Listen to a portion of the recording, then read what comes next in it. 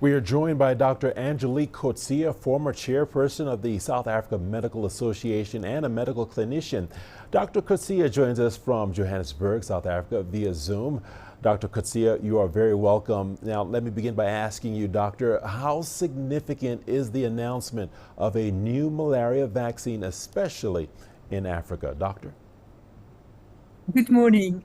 This is great news. We really need this.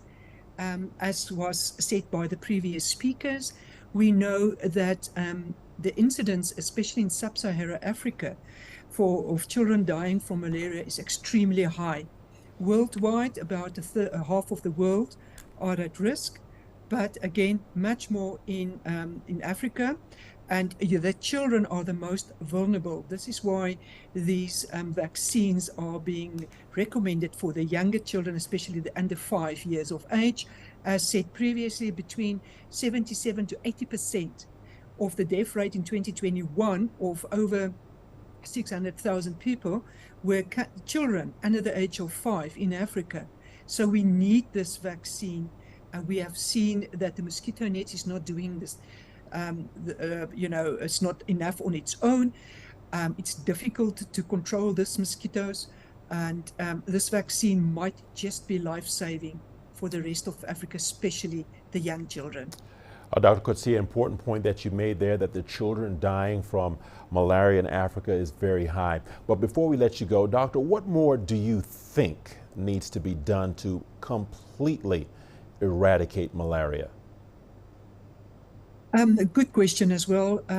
You will have to have a very, very good vaccine campaign going forward to help death reduction. To eradicate the mosquito, it's going to be extremely difficult because it's across the world and it's dependable on environmental changes. We know that if there's a lot of rain, we know that climate change is going to play a role. We know that as I've already alluded to, that your mosquito nets are not doing the thing.